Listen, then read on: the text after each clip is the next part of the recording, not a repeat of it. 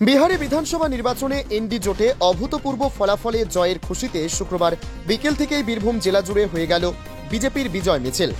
এদিন বীরভূমের সিউড়ি, রামপুরহাট ও কিন্নাহারে আলিগ্রামে গেরুয়া আবির খেলার মধ্য দিয়ে ও গ্রামবাসীদের মিষ্টিমুখ করিয়ে দিনটি উদযাপন করলেন বিজেপির কর্মী সমর্থকরা। এই কর্মসূচিতে উপস্থিত ছিলেন বিজেপির বোলপুর সাংগঠনিক জেলা সহসভাপতি বিনয় ঘোষ, নানুর ১ নম্বর মণ্ডল বিজেপির সভাপতি তাপস দাস বৈরাগ্য সহ বিজেপির অন্যান্য নেতা কর্মীরা। তারা বলেন, আগামী ২৬ নির্বাচনে এর থেকে ৩ গুণ আমাদের উন্মাদনা বাড়বে এবং আগামী ২৬-এ ৪ মের পর থেকে তৃণমূল নামে কোনো দলের অস্তিত্ব খুঁজে পাওয়া যাবে না। বীরভূম থেকে ক্যামেরায় অনুকূল গড়াইয়ের সাথে শুভদীপ গুইয়ের report, crime press Bengal news. Bihar तो सिर्फ झांकी है, बांग्ला अभी बाकी है।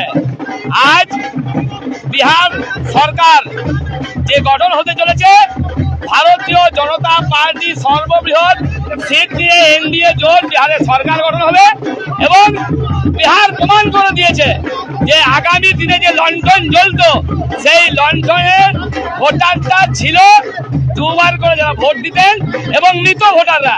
আজ প্রমাণিত মৃত ভোটার বাদ, ডবল ভোটার বাদ দিলে বলে সারা বিহারবাসী, সারা ভারতবাসী ভারতীয় জনতা পার্টিকেই চায়। দেখুন, বাংলাতে এসআইআর হচ্ছে, এসআইআর হবে, অবৈধ ভোটার যারা তারা বাদ যাবে, কোনো বৈধ হিন্দু, মুসলমান, শিখ, খ্রিস্টান কেউ বাদ যাবে না এবং বৈধ ভোটারের দ্বারাই পশ্চিমবাংলায় অভূতপূর্ব রেজাল্ট হবে, যা পিসিমণি কোনোদিন স্বপ্নেও ভাবতে পারছেন না। শ্যামসুন্দর গড়াই, সাধারণ সম্পাদক, ভারতীয় জনতা পার্টি, বীরভূম জেলা। থেকে আরো ৩ গুণ হবে, উন্মাদনা বাড়বে। আমরা গেরুয়া আবির রাস্তায় রাস্তায় একবারে গেরুয়া ভর্তি করে দেবো এবং ২৬-এ ৪ই মের পর পশ্চিমবঙ্গে তৃণমূল নামে কোনো দলের অস্তিত্ব খুঁজে পাওয়া যাবে না। আমরা আগামী ৪ তারিখের পর আমরা দেখিয়ে দেবো পশ্চিমবাংলায় কীভাবে সুষ্ঠু সরকার করতে হয়। এই যে একটা শাসক দল বিভিন্ন রকম যে মন্তব্য করছে এসআইআর নিয়ে বা এই যে বিভিন্ন রকম কার্যক্রম, এটা নিয়ে কি বার্তা দেবে? ওদের ভয় আছে, ওরা মন্তব্য করছে। আমাদের তো খুশির খবর, ওরা ভুল ভ্রান্তি, মানুষকে আতঙ্ক ওরাই সৃষ্টি করছে, ওরাই ছড়াচ্ছে। আমরা চাইছি এসআইআর হোক, প্রচুর ভুয়ো ভোটার বাদ যাক, ভালো রকম ভোট হোক এবং আমরা আগামী দিনে বিজেপি সরকারে গড়ছি। আমি মন্ডল প্রেসিডেন্ট তাপস বৈরাগ্য। বড় সড়ো প্রোগ্রাম কিছু করিনি,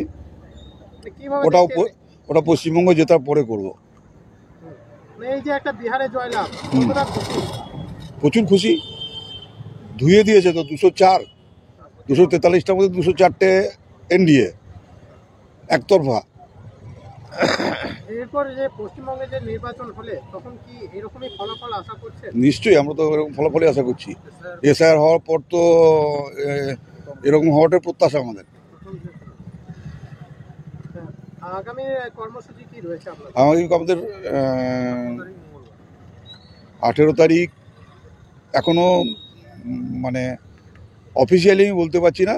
18 তারিখ আমাদের একটা কার্যক্রম আছে, বড় কার্যক্রম, সেটা পরে জানাবো। না না না না, এটা রুটিন প্রোগ্রাম।